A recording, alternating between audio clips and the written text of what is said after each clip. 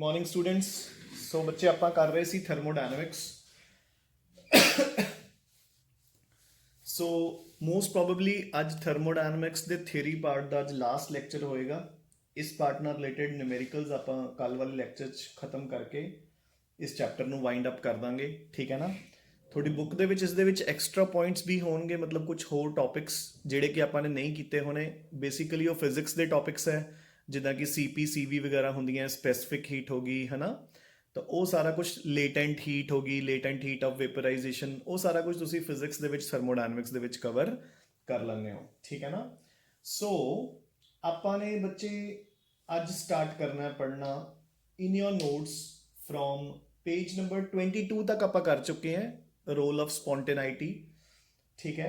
उस तो बाद देखो दित्तियां हुई हैं exothermic reactions, endothermic reactions. I hope हुण अज दी डेट च ये तो सानूं सब नूं पता ही है कि एक्सोथर्मिक ते एंडोथर्मिक की होंदियां ने। ठीक है ना। Now come on to page number 24 जिथे आपां दिता होया इंथैल्पी ऑफ फॉर्मेशन। अज आपां ने कुछ टर्म्स क्लीयर करनियां ने।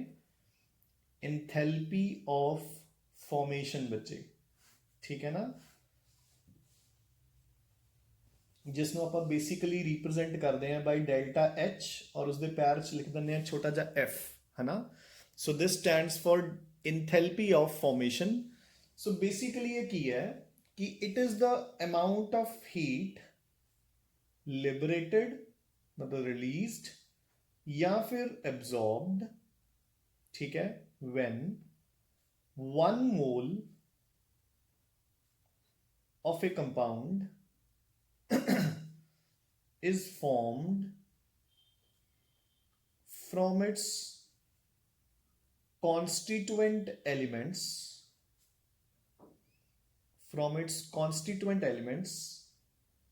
in their pure state बच्चे। ठीक है ना। ये चीज ध्यान च रखनी है कि अपने कोल जदों कोई कंपाउंड ਜਿਹੜੀਆਂ ਐਲੀਮੈਂਟਸ ਤੋਂ ਉਹ ਬਣਿਆ ਹੋਇਆ ਹੈ ਉਹਨਾਂ ਤੋਂ ਬਣਦਾ ਹੈ, ਇਨ देयर ਪਿਓਰ ਸਟੇਟ 1 ਮੋਲ ਬਣਦਾ ਤਾਂ ਕਿੰਨੀ એનર્ਜੀ, ਮਤਲਬ ਕਿੰਨੀ ਹੀਟ ਰਿਲੀਜ਼ ਜਾਂ ਐਬਜ਼ੌਰਬ ਹੁੰਦੀ ਹੈ। ਠੀਕ ਹੈ ਨਾ। That is known as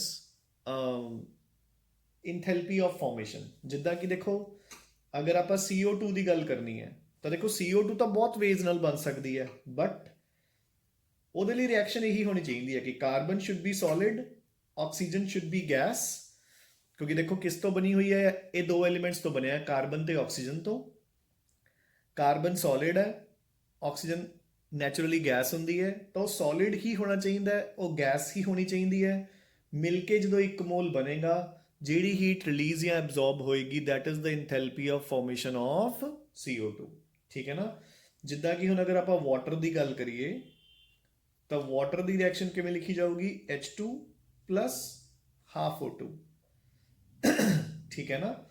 similarly अगर मैं तुहानूं दस्सां कि मैं मीथेनॉल की इंथैल्पी ऑफ फॉर्मेशन करनी है तो मैनूं की रिएक्शन करनी Peggy, C plus 2H2 plus half O2। ठीक है ना बच्चे। बच्चे एक ना ध्यान रखना है, जिद्दां कि देखो जिथे भी इत्थे मैं हाफ यूज़ किया होया उत्थे ना टाइपिस्ट सर ने की कीता, उत्थे उन्होंने जिवें आपां जल्दी जल्दी देखो हाफ O2 लिख दिंदे हैं, है ना।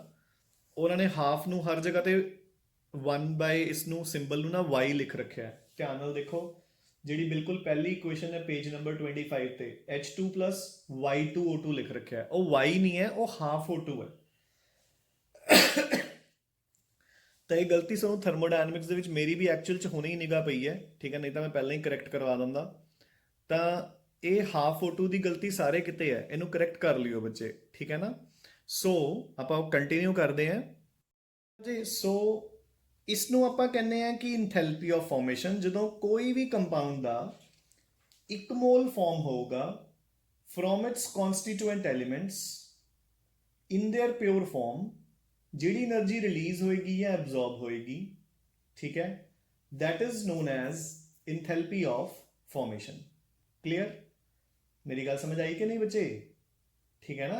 That is known as enthalpy of formation. ठीक है ना। हुण देखो अगर हीट रिलीज हो रही है तो आप कंपाउंड नूं बोल देंगे एक्सोथर्मिक कंपाउंड। अगर हीट एब्जॉर्ब हो रही है तो आप कह देंगे एंडोथर्मिक कंपाउंड।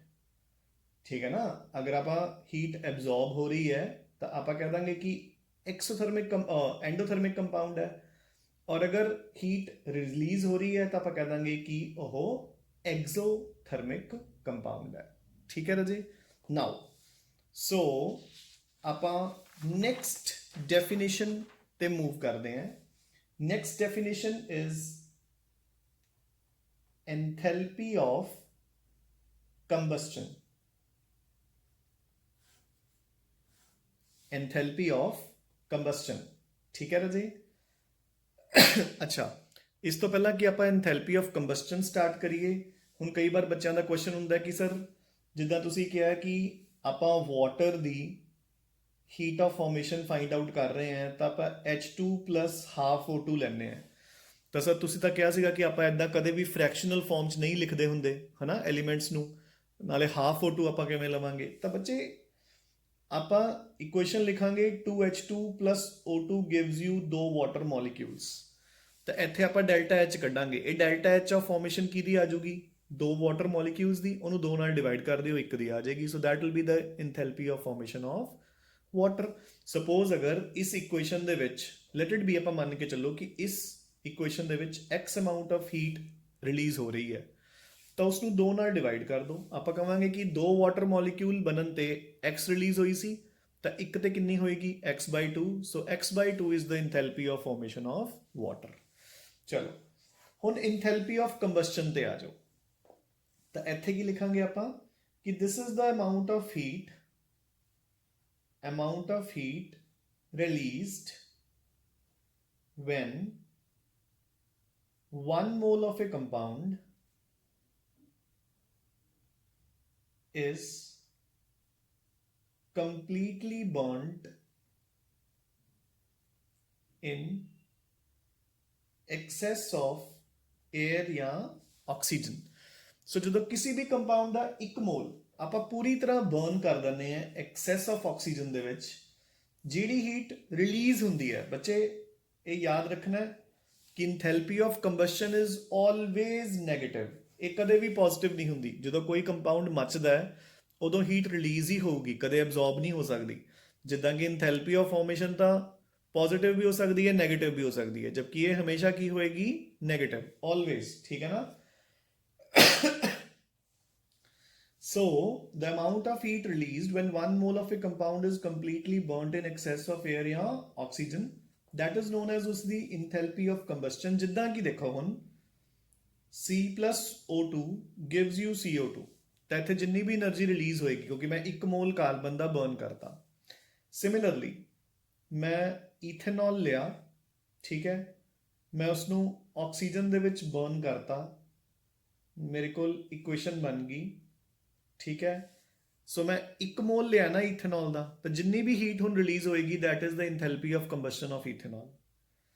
ਠੀਕ ਹੈ ਨਾ। ਸਮਟਾਈਮਸ ਕੀ ਹੋ ਜਾਂਦਾ ਬੱਚੇ, ਦੇਖੋ ਹੁਣ ਜਿਵੇਂ ਇੱਥੇ ਕੀ ਹੈ, ਜਿਹੜੀ ਇੱਥੇ ਡੈਲਟਾ H ਰਿਲੀਜ਼ ਹੋਏਗੀ, ਮਤਲਬ ਜਿਹੜੀ ਹੀਟ ਰਿਲੀਜ਼ ਹੋਏਗੀ ਉਹ ਕੀ ਹੈ, ਉਹਨੂੰ ਆਪਾਂ 2 ਤਰੀਕੇ ਨਾਲ ਰਿਪਰੈਜ਼ੈਂਟ ਕਰ ਸਕਦੇ ਹਾਂ। That is the enthalpy of combustion of carbon, that is also the enthalpy of formation of CO2। ਦੇਖੋ ਨਾ CO2 ਲਈ ਆਪਾਂ ਨੂੰ 2 ਐਲੀਮੈਂਟਸ ਹੀ ਚਾਹੀਦੇ ਨੇ, ਕਾਰਬਨ ਤੇ ਆਕਸੀਜਨ ਦੋਨੋਂ ਹੀ ਪਏ ਆ। ਜਦਕਿ ਇੱਥੇ ਆਪਾਂ ਇਹ ਨਹੀਂ ਕਹਿ ਸਕਦੇ ਕਿ it is the enthalpy of formation of CO2 and water, ਕਿਉਂਕਿ ਆਪਣੇ ਕੋਲ ਇਹ ਦੋਨੋਂ ਪਿਓਰ ਫਾਰਮ 'ਚ ਨਹੀਂ ਹੈ, ਇੱਥੇ ਤਾਂ ਪੂਰਾ ਦਾ ਪੂਰਾ ਈਥੇਨੋਲ ਹੈ। So this reaction will represent only the enthalpy of combustion of ethanol. ਜਿੱਦਾਂ ਕਿ ਆਪਾਂ ਵਾਟਰ ਦੀ ਗੱਲ ਕੀਤੀ ਹੈ ਉੱਪਰ ਦੇਖੋ, ਹਾਈਡਰੋਜਨ ਤੇ ਹਾਫ O2 ਨੇ ਮਿਲ ਕੇ ਆਪਾਂ ਨੂੰ ਵਾਟਰ ਦੇਤਾ। This can be known as enthalpy of formation of water. ਆਪਾਂ ਇਸ ਨੂੰ enthalpy of combustion of hydrogen ਵੀ ਬੋਲ ਸਕਦੇ ਹਾਂ ਕਿਉਂਕਿ 1 ਮੋਲ ਹਾਈਡਰੋਜਨ ਦਾ ਬਰਨ ਹੋ ਰਿਹਾ ਹੈ। ठीक है बच्चे। So point to be remembered here is कि इट इज ऑलवेज नेगेटिव। ठीक है बच्चे, डन हो गया, clear. Now we shall move on to the next third type of enthalpy, जिसनों आपां बोलते हैं इंथैल्पी ऑफ वेपराइजेशन। ठीक है, डेल्टा H और पैर च आप लिख दें छोटा जा VAP, वेपराइजेशन। ठीक है। नाउ एक ही होएगा बच्चे, किसी भी लिक्विड का ਜਦੋਂ ਆਪਾਂ 1 ਮੋਲ ਲਵਾਂਗੇ, ਟਿਪੀਕਲ ਐਗਜ਼ਾਮਪਲ ਇਜ਼ ਵਾਟਰ, ਤੇ ਉਸ ਨੂੰ ਆਪਾਂ ਹੀਟ ਦੇ ਕੇ ਕਨਵਰਟ ਕਰ ਦਾਂਗੇ ਇਨਟੂ ਇਟਸ ਵੇਪਰਸ, ਤਾਂ ਜਿੰਨੀ ਹੀਟ ਆਪਾਂ ਨੂੰ ਦੇਣੀ ਪਏਗੀ that is known as enthalpy of vaporization. I hope fine, ਠੀਕ ਹੈ। ਤੇ nothing to tell ਇਹਦੇ ਵਿੱਚ ਕਿ there is ਮਤਲਬ ਜੋ enthalpy of vaporization ਹੈ it will always be a positive process, endothermic, reason being ਕਿ ਕਿਸੇ ਚੀਜ਼ ਨੂੰ ਅਗਰ ਪਿਘਲਾਣਾ ਹੈ ਤਾਂ ਆਪਾਂ ਨੂੰ ਉਸ ਨੂੰ ਹੀਟ ਦੇਣੀ ਹੀ ਪਏਗੀ, ਉਸ ਤੋਂ ਹੀਟ ਮਿਲੇਗੀ ਆਪਾਂ ਨੂੰ ਕਦੇ ਵੀ ਨਹੀਂ। You getting a point. And ਜਿਹੜੀ ਇਹ ਡੈਲਟਾ ਐਚ ਆਫ ਵੇਪਰਾਈਜੇਸ਼ਨ ਹੈ it is directly proportional to the boiling point of the liquid. ਜਿੰਨਾ ਬੱਚੇ ਕਿਸੇ ਲਿਕੁਇਡ ਦਾ ਬੋਇਲਿੰਗ ਪੁਆਇੰਟ ਜ਼ਿਆਦਾ ਹੋਏਗਾ, ਠੀਕ ਹੈ, ਨੈਚੁਰਲ ਹੈ ਉਸ ਨੂੰ ਬ੍ਰੇਕ ਡਾਊਨ ਕਰਨ 'ਚ, ਉਹਦੇ ਮੋਲੀਕਿਊਲਸ ਨੂੰ ਆਪਸ ਵਿੱਚ ਤੋੜਨ 'ਚ ਆਪਾਂ ਨੂੰ ਜ਼ਿਆਦਾ ਹੀਟ ਦੇਣੀ ਪਏਗੀ, ਤਾਂ ਉਨੀ ਹੀ ਇੰਥੈਲਪੀ ਆਫ ਵੈਪਰਾਈਜੇਸ਼ਨ ਆਪਣੀ ਜ਼ਿਆਦਾ ਆ ਜਾਏਗੀ ਬੱਚੇ। I hope this is fine, ਠੀਕ ਹੈ। ਨਾਓ we'll move on to the fourth process, enthalpy of fusion raje, enthalpy of fusion, ठीक है, जिसको आप represent करते हैं by delta H of fusion, ठीक है। so delta H of fusion की हुंदा है ना, what do you mean by delta H of fusion? so ये की होएगा बच्चे, fusion in science stands for melting, है ना। ਤਾਂ ਜਦੋਂ ਤੁਹਾਡੇ ਕੋਲ ਕੋਈ ਵੀ 1 ਮੋਲ ਆਫ ਸੋਲਿਡ ਹੈ, like for example ice 18 grams, ਤੁਸੀਂ ਉਸ ਨੂੰ ਹੀਟ ਦੇ ਕੇ ਕਨਵਰਟ ਕਰਤਾ ਇਨਟੂ ਵਾਟਰ ਲਿਕੁਇਡ, ਤਾਂ ਜਿੰਨੀ ਹੀਟ ਦੇਣੀ ਪਏਗੀ that is known as enthalpy of fusion of a solid, ਠੀਕ ਹੈ ਨਾ। ਸਿਮਿਲਰਲੀ ਇਹ ਪ੍ਰੋਸੈਸ ਵੀ ਹਮੇਸ਼ਾ ਐਂਡੋਥਰਮਿਕ ਹੋਏਗੀ, ਤਾਂ ਇਸ ਦੀ ਵੈਲਿਊ ਵੀ ਹਮੇਸ਼ਾ ਕੀ ਹੋਏਗੀ, positive. And delta H of fusion will always be directly proportional to the melting point of the solid बच्चे, ठीक है ना। solid ਦੇ melting point ਦੇ directly proportional होएगी, clear? I hope this is fine, done, ठीक है ना। so बच्चे now fifth type of enthalpy जो अपन ने discuss करनी है that is enthalpy of sublimation, ਆਪਾਂ represent करते हैं by delta H SUB, enthalpy of sublimation। now ਹੁਣ ਇਹ ਕੀ ਹੈ, ਦੇਖੋ ਕਿ ਆਪਾਂ 1 ਮੋਲ ਕਿਸੇ ਵੀ ਸੋਲਿਡ ਦਾ, ਠੀਕ ਹੈ, let it be water, again ice, ਆਪਾਂ ਉਸ ਨੂੰ ਹੀਟ ਦੇ ਕੇ ਡਾਇਰੈਕਟਲੀ ਕਨਵਰਟ ਕਰਤਾ ਇਨਟੂ ਵੇਪਰਸ। ਸੋ ਕਿਸੇ ਵੀ ਸੋਲਿਡ ਦੇ 1 ਮੋਲ ਨੂੰ ਵੇਪਰਸ ਵਿੱਚ ਕਨਵਰਟ ਕਰਨ ਲਈ ਜਿੰਨੀ ਹੀਟ ਦੇਣੀ ਪਏਗੀ that is known as enthalpy of sublimation, and of course this will always again be an endothermic process बच्चे, ठीक है। I hope this is well and fine, ठीक है। now ਆਪਾਂ 6th type ਦੀ enthalpy ਤੇ move ਕਰਦੇ ਹਾਂ which is known as enthalpy of solution, enthalpy of solution।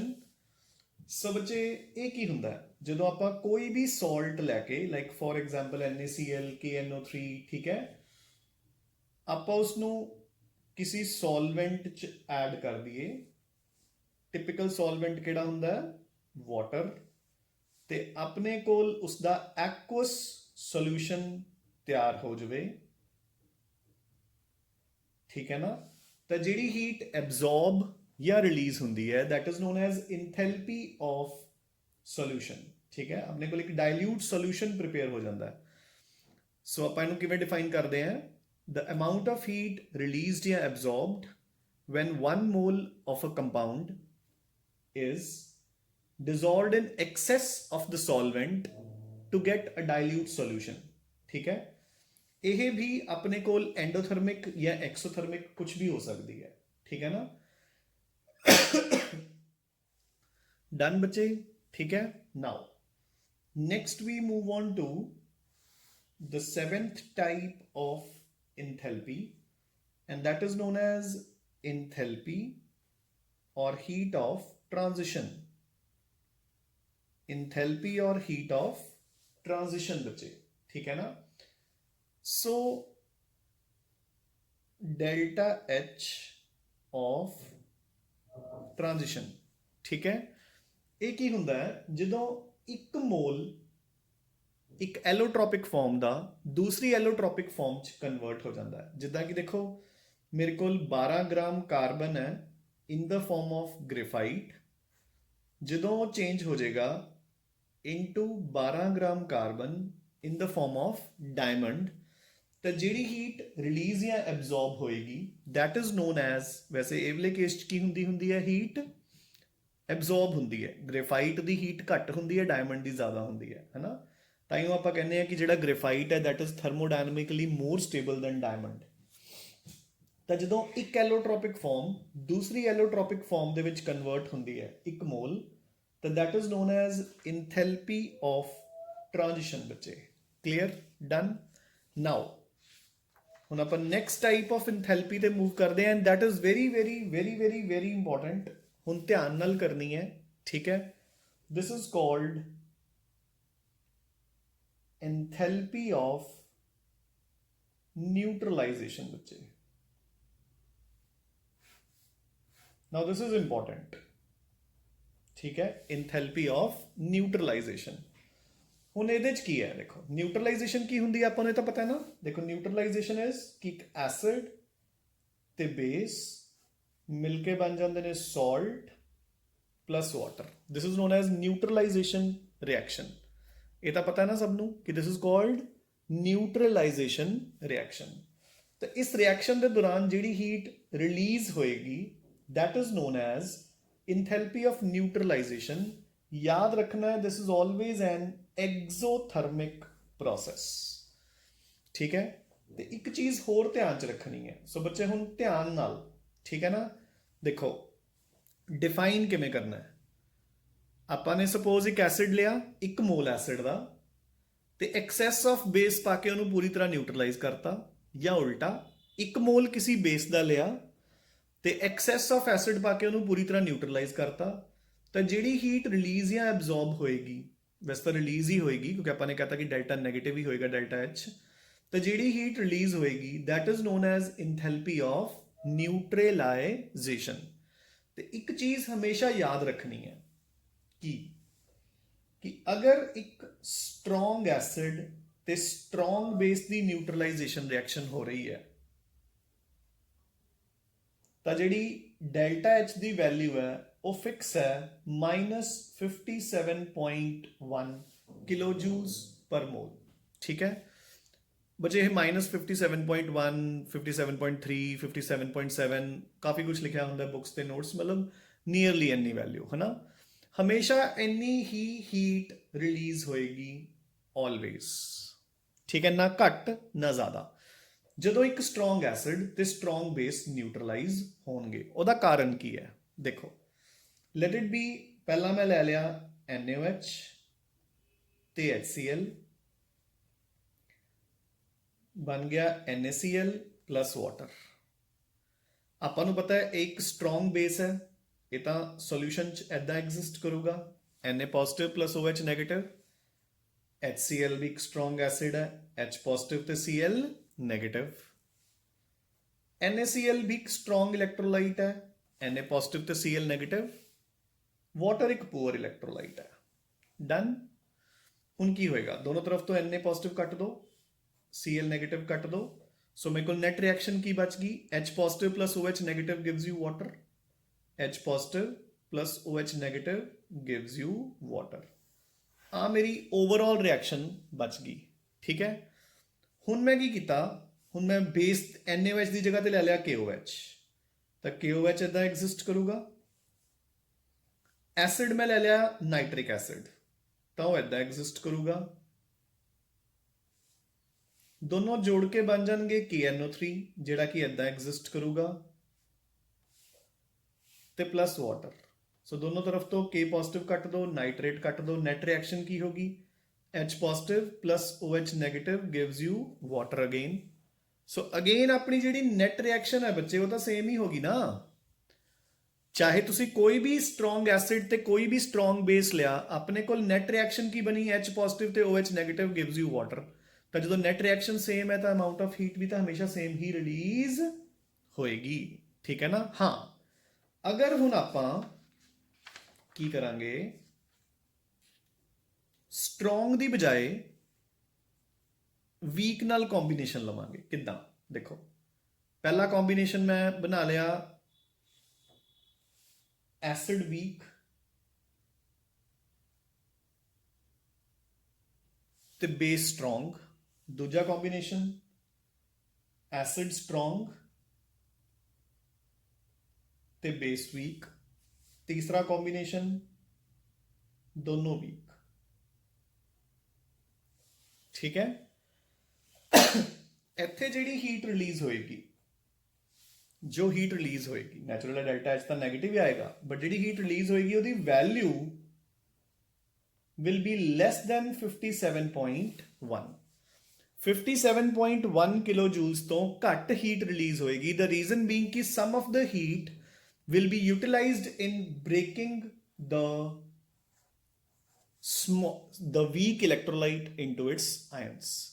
ਦੇਖੋ ਉੱਪਰ ਵਾਲੀ ਐਗਜ਼ਾਮਪਲ 'ਚ ਐਸੀਟਿਕ ਐਸਿਡ ਵੀਕ ਹੈ ਤਾਂ ਉਸਨੂੰ ਬ੍ਰੇਕ ਡਾਊਨ ਕਰਨ 'ਚ ਕੁਝ ਹੀਟ ਰਿਲੀਜ਼ ਐਬਜ਼ੌਰਬ ਹੋ ਜੂਗੀ, ਯੂਟਿਲਾਈਜ਼ ਹੋ ਜੂਗੀ। ਇੱਥੇ ਬੇਸ ਵੀਕ ਹੈ, ਇਹਨੂੰ ਬ੍ਰੇਕ ਡਾਊਨ ਕਰਨ 'ਚ ਯੂਟਿਲਾਈਜ਼ ਹੋ ਜੂਗੀ। ਇੱਥੇ ਦੋਨੋਂ ਹੀ ਵੀਕ ਨੇ, ਇਹਨਾਂ ਨੂੰ ਬ੍ਰੇਕ ਡਾਊਨ ਕਰਨ 'ਚ ਯੂਟਿਲਾਈਜ਼ ਹੋ ਜੂਗੀ। ਤਾਂ ਜਦੋਂ ਯੂਟਿਲਾਈਜ਼ ਹੋ ਜੂਗੀ ਬੱਚੇ ਤਾਂ ਜਿਹੜੀ ਰਿਲੀਜ਼ ਹੋਊਗੀ ਉਹ ਘੱਟ ਹੋਊਗੀ। ਸਿੰਪਲ ਜਿਹਾ ਫੰਡਾ। ਸੋ ਦਿਸ ਕੰਪਲੀਟਸ ਯੋਰ ਇੰਥੈਲਪੀਜ਼ ਬੱਚੇ, ਹੈ ਨਾ। ਹੁਣ ਆਪਾਂ ਨੇ ਪੇਜ ਨੰਬਰ 28 ਤੇ ਕੁਝ ਲਾਜ਼ ਕਰਨੇ ਆ। ਬਿਲਕੁਲ ਅਗੇਨ ਸਿੰਪਲ ਜੇ ਲਾਜ਼ ਹੈ but they are very important ਜਦੋਂ ਆਪਾਂ ਨਿਊਮੈਰੀਕਲ ਸੋਲਵ ਕਰਾਂਗੇ ਉਹਨਾਂ ਨੂੰ ਸੋਲਵ ਕਰਨ ਲਈ। So come on to the first law which is called Lavoisier-Laplace law। ਠੀਕ ਹੈ, ਹੁਣ ਦੇਖੋ ਬੱਚੇ ਜਿਹੜਾ ਇਹ Lavoisier-Laplace law ਹੈ, ਪਹਿਲਾਂ ਮੈਂ ਤੁਹਾਨੂੰ ਐਗਜ਼ਾਮਪਲ ਦੇ ਨਾਲ ਸਮਝਾਉਣਾ ਵੀ ਇਹ ਕੀ ਕਹਿੰਦਾ ਹੈ। ਦੇਖੋ ਆਪਾਂ ਨੇ ਕੀਤਾ ਕਿ ਜਦੋਂ 1 ਮੋਲ ਵਾਟਰ ਬਣੇਗਾ ਫਰੋਮ ਇਟਸ ਕਨਸਟੀਟੂਐਂਟ ਐਲੀਮੈਂਟਸ, ਜਿਹੜੀ ਹੀਟ ਰਿਲੀਜ਼ ਹੋਏਗੀ, ਇੱਥੇ એનર્ਜੀ ਰਿਲੀਜ਼ ਹੁੰਦੀ ਹੈ -286 ਕਿਲੋ ਜੂਲਸ। ਠੀਕ ਹੈ, ਤਾਂ ਜਿਹੜੀ ਇੱਥੇ ਹੀਟ ਰਿਲੀਜ਼ ਹੋਏਗੀ ਉਹਨੂੰ ਆਪਾਂ ਕਿਹਾ ਸੀ ਇੰਥੈਲਪੀ ਆਫ ਫਾਰਮੇਸ਼ਨ ਆਫ ਵਾਟਰ। ਠੀਕ ਹੈ ਨਾ। ਹੁਣ ਅਗਰ ਮੈਂ ਇਸੇ 1 ਮੋਲ ਵਾਟਰ ਨੂੰ ਹਾਈਡਰੋਜਨ ਤੇ ਆਕਸੀਜਨ ਦੇ ਵਿੱਚ ਤੋੜਨਾ ਹੋਵੇ, ਇਹ ਤਾਂ ਤੁਹਾਨੂੰ ਦੱਸਣ ਦੀ ਜ਼ਰੂਰਤ ਵੀ ਨਹੀਂ ਹੈ ਕਿ ਇਹ ਕੀ ਬਣ ਜਾਏਗਾ 286 ਕਿਲੋ ਜੂਲਸ, ਬਟ ਪੋਜ਼ਿਟਿਵ, ਤਾਂ ਮੈਨੂੰ ਉਨੀ ਹੀ એનર્ਜੀ ਵਾਪਸ ਦੇਣੀ ਪਏਗੀ ਉਸਨੂੰ ਤੋੜਨ ਲਈ। ਇਹੀ Lavoisier-Laplace law ਕਹਿੰਦਾ ਕਿ the enthalpy of formation of a substance या molecule या compound is equal in magnitude but opposite in sign to its enthalpy of decomposition। सो बच्चे नोट्स ਦੇ ਵਿੱਚ ਥੋੜਾ ਜਿਹਾ ਕਰੈਕਟ ਕਰ ਲਓ, ਮੈਨੂੰ ਇੱਥੇ ਗਲਤੀ ਲੱਗ ਰਹੀ ਹੈ। ਦੇਖੋ according to this the enthalpy of formation of a compound is equal in magnitude, ਹੁਣ ਠੀਕ ਕਰੋ, is equal in magnitude but opposite in sign, but ਤੋਂ ਬਾਅਦ ਪੁੱਟ ਕਰੋ opposite in sign to the enthalpy of decomposition, बस to the enthalpy of decomposition, फिर continued हैगा of that compound under the same conditions। ठीक है ना बच्चे। so this is called Lavoisier-Laplace law। clear। now ਆਪਾਂ ਸੈਕਿੰਡ ਤੇ ਆ ਰਹੇ ਹਾਂ। ਸੈਕਿੰਡ ਨੂੰ ਆਪਾਂ ਬਹੁਤ ਜਗ੍ਹਾ ਤੇ ਯੂਜ਼ ਕਰਾਂਗੇ ਬੱਚੇ, ਠੀਕ ਹੈ ਨਾ। ਥਿਓਰੇਟਿਕਲੀ ਇੰਨਾ ਇੰਪੋਰਟੈਂਟ ਨਹੀਂ ਹੈ ਇਹ ਜਿੰਨਾ ਆਪਾਂ ਨੂੰ ਨਿਊਮੈਰੀਕਲਸ 'ਚ ਕੰਮ ਆਊਗਾ ਕੱਲ। ਇਹਨੂੰ ਆਪਾਂ ਕਹਿੰਦੇ ਹਾਂ ਹੈਸੇਜ਼ law of constant heat summation, of constant heat summation बच्चे। ठीक है, Hess's law of constant heat summation। देखो ये की कहता है, ਇਹ ਕਹਿ ਰਿਹਾ ਹੈ ਕਿ ਮੈਂ 1 ਮੋਲ ਕਾਰਬਨ ਦਾ ਲੈ ਕੇ ਉਹਨੂੰ ਪੂਰੀ ਤਰ੍ਹਾਂ ਆਕਸੀਜਨ ਨਾਲ ਬਰਨ ਕਰਕੇ CO2 ਬਣਾਤੀ, ਤਾਂ ਇੱਥੇ ਮੇਰੇ ਕੋਲ ਡੈਲਟਾ H ਟੋਟਲ ਰਿਲੀਜ਼ ਹੋਈ, ਲੈਟ ਇਟ ਬੀ 433 ਕਿਲੋ ਜੂਲਸ। ਮੈਂ ਵੈਸੇ ਹੀ ਮੰਨ ਲਿਆ, ਇਹ ਐਗਜ਼ੈਕਟ ਵੈਲਿਊ ਨਹੀਂ ਹੈਗੀ। ਜਿਵੇਂ ਵਾਟਰ ਦੀ ਤਾਂ ਮੈਂ ਐਗਜ਼ੈਕਟ ਵੈਲਿਊ ਦਿੱਤੀ ਹੈ, ਇੱਥੇ ਇਹ ਐਗਜ਼ੈਕਟ ਵੈਲਿਊ ਨਹੀਂ ਹੈ, ਮੈਂ ਜਸਟ ਤੁਹਾਨੂੰ ਵੈਸੇ ਹੀ ਇੱਕ ਵਾਰ ਇੱਥੇ ਮੈਂਸ਼ਨ ਕਰਤੀ ਹੈ। ਇਹ ਬੱਚੇ ਮੇਰੀ ਗੱਲ ਸਮਝ ਗਏ ਨਾ, ਮਤਲਬ ਇਹ ਕਾਰਬਨ ਦੀ ਐਗਜ਼ੈਕਟ ਇੰਥੈਲਪੀ ਦੀ ਵੈਲਿਊ ਨਹੀਂ ਹੈਗੀ, ਬਟ ਮੈਂ ਤੁਹਾਨੂੰ ਵੈਸੇ ਹੀ ਮੈਂਸ਼ਨ ਕਰਤੀ ਇੱਕ ਵਾਰ ਜਸਟ ਸਮਝਾਉਣ ਲਈ। ਠੀਕ ਹੈ। ਨਾਓ ਹੁਣ ਮੈਂ ਕੀ ਕੀਤਾ, ਹੁਣ ਮੈਂ ਇਸੇ ਰਿਐਕਸ਼ਨ ਨੂੰ 2 ਸਟੈਪਸ 'ਚ ਕੀਤਾ। ਪਹਿਲਾਂ ਮੈਂ ਕਾਰਬਨ ਨੂੰ ਥੋੜੀ ਜਿਹੀ ਆਕਸੀਜਨ ਦੇ ਕੇ CO ਬਣਾ ਲਿਆ, ਫਿਰ ਮੈਂ CO ਨੂੰ ਹੋਰ ਆਕਸੀਜਨ ਦੇ ਕੇ CO2 ਬਣਾ ਲਿਆ, ਮੈਂ ਦੋਨੋਂ ਰਿਐਕਸ਼ਨਸ ਨੂੰ ਐਡ ਕਰੂੰਗਾ, ਦੇਖੋ ਤਾਂ ਮੇਰੇ ਕੋਲ CO ਦੋਨੋਂ ਤਰਫ ਕੱਟ ਗਈ ਤੇ ਕੀ ਬਣ ਗਿਆ, C plus O2 gives you CO2। ਤਾਂ ਹੁਣ ਬੱਚੇ ਜਦੋਂ ਮੈਂ ਦੋਨੋਂ ਰਿਐਕਸ਼ਨਸ ਦੇ ਵਿੱਚ ਜਿਹੜੀ ਹੀਟ ਰਿਲੀਜ਼ ਹੋਊਗੀ ਜਦੋਂ ਮੈਂ ਉਸ ਨੂੰ ਐਡ ਕਰੂੰਗਾ ਤਾਂ ਮੇਰੇ ਕੋਲ ਰਿਜ਼ਲਟ 433 ਹੀ ਬਣੂਗਾ, ਠੀਕ ਹੈ ਨਾ। So this is what you mean by ਹੈਸਲ's law of constant heat summation। ਦੇਖੋ ਲਾਅ ਕੀ ਕਹਿੰਦਾ ਹੈ ਕਿ heat of a reaction does not depend upon the steps ਜਾਂ path, it depends only upon the initial and the final positions। ਉਹ ਕਹਿੰਦੇ ਵੀ ਇੱਕ compound the heat of formation ਤੁਸੀਂ ਕਿਹੜੇ ਤਰੀਕੇ ਨਾਲ ਉਸ ਨੂੰ ਬਣਾਉਂਦੇ ਹੋ ਜਾਂ ਕਿੰਨੇ ਸਟੈਪਸ 'ਚ ਬਣਾਉਂਦੇ ਹੋ ਉਸ ਤੇ ਡਿਪੈਂਡ ਨਹੀਂ ਕਰਦੀ, ਉਹ ਡਿਪੈਂਡ ਕਰਦੀ ਹੈ ਸਿਰਫ ਇਨੀਸ਼ੀਅਲ ਤੇ ਫਾਈਨਲ ਪੋਜੀਸ਼ਨ ਤੇ। ਹਾਂ, ਅਗਰ ਤੁਸੀਂ ਸਟਾਰਟਿੰਗ 'ਚ ਕਾਰਬਨ ਤੇ ਆਕਸੀਜਨ ਲੈਣ ਦੀ ਬਜਾਏ ਦੇਖੋ ਹੁਣ ਤੁਸੀਂ ਕਾਰਬਨ ਤੇ ਆਕਸੀਜਨ ਨਹੀਂ ਲਿਆ, ਤੁਸੀਂ ਕੁਝ ਹੋਰ ਲੈ ਲਿਆ, ਫਿਰ ਤੁਸੀਂ ਮੈਨੂੰ ਕਿਹਾ ਕਿ ਸਰ ਤੁਸੀਂ ਤਾਂ ਕਿਹਾ ਸੀ ਵੀ ਇੰਨੀ ਹੀਟ ਰਿਲੀਜ਼ ਹੋਊਗੀ ਬਟ CO2 ਬਣ ਰਹੀ ਹੈ ਤੇ ਇੰਨੀ ਹੀਟ ਨਹੀਂ ਰਿਲੀਜ਼ ਹੋ ਰਹੀ। ਨਹੀਂ, ਅਗਰ ਤੁਹਾਡੇ ਰਿਐਕਟੈਂਟਸ ਵੀ ਸੇਮ ਹੋਣਗੇ ਤੇ ਪ੍ਰੋਡਕਟ ਵੀ ਸੇਮ ਹੋਏਗਾ, ਮਤਲਬ ਇਨੀਸ਼ੀਅਲੀ ਵੀ ਸੇਮ ਤੇ ਫਾਈਨਲੀ ਵੀ ਸੇਮ, ਫਿਰ ਬੱਚੇ ਹਮੇਸ਼ਾ 433 ਹੀ ਰਿਲੀਜ਼ ਹੋਊਗੀ। ਤਾਂ ਇਸ ਨੂੰ ਆਪਾਂ ਬਹੁਤ ਬਹੁਤ ਬਹੁਤ ਜਗ੍ਹਾ ਤੇ ਬੱਚੇ ਯੂਜ਼ ਕਰਾਂਗੇ, ਠੀਕ ਹੈ ਨਾ, ਹੀਟ ਸਮੇਸ਼ਨ ਵਾਲੇ ਫਾਰਮੂਲੇ ਨੂੰ, ਠੀਕ ਹੈ ਨਾ। ਸੋ ਵਿਦ ਦਿਸ ਆਪਣਾ ਥਿਓਰੇਟੀਕਲ ਪਾਰਟ ਖਤਮ ਹੋ ਜਾਂਦਾ ਹੈ। ਇਸ ਤੋਂ ਬਾਅਦ ਨੋਟਸ ਦੇ ਵਿੱਚ ਕੁਝ ਨਿਊਮੈਰੀਕਲਸ ਮੈਂ ਸੋਲਵ ਕਰਕੇ ਦਿੱਤੇ ਹੋਏ ਨੇ, ਬਟ ਉਹ ਆਪਾਂ ਨੂੰ ਨੋਟਸ 'ਚੋਂ ਪੜ੍ਹਨ ਦੀ ਜ਼ਰੂਰਤ ਨਹੀਂ ਹੈ, ਐਂਡ ਵਿੱਚ ਪੜ੍ਹ ਲਿਓ ਕਿਉਂਕਿ ਕੱਲ ਆਪਾਂ ਨਿਊਮੈਰੀਕਲਸ ਇਸ ਚੈਪਟਰ ਦੇ ਸੋਲਵ ਕਰਾਂਗੇ ਜਿਹੜੇ ਵੀ ਇਸ ਦੇ ਨਾਲ ਰਿਲੇਟਡ ਹੈਗੇ ਆ, ਠੀਕ ਹੈ ਬੱਚੇ। ਸੋ ਇੱਥੋਂ ਤੱਕ ਆਪਾਂ ਚੰਗੀ ਤਰ੍ਹਾਂ ਕਵਰ ਕਰ ਲਓ, ਠੀਕ ਹੈ। ਇਸ ਤੋਂ ਅੱਗੇ ਕੱਲ ਆਪਾਂ ਨਿਊਮੈਰੀਕਲਸ ਕਰਾਂਗੇ। ਨਿਊਮੈਰੀਕਲਸ ਤੇ ਆਈ ਥਿੰਕ ਮੇਰੇ ਹਿਸਾਬ ਨਾਲ 2 ਲੈਕਚਰਸ ਹੋਰ ਲੱਗਣਗੇ, ਤਾਂ 2 ਲੈਕਚਰਸ ਕਰਕੇ ਆਪਣਾ ਥਰਮੋਡਾਇਨਾਮਿਕਸ ਵੀ ਓਵਰ ਹੋ ਜਾਏਗਾ ਬੱਚੇ, ਠੀਕ ਹੈ। So keep studying and keep revising. Thanks a lot ਬੱਚੇ।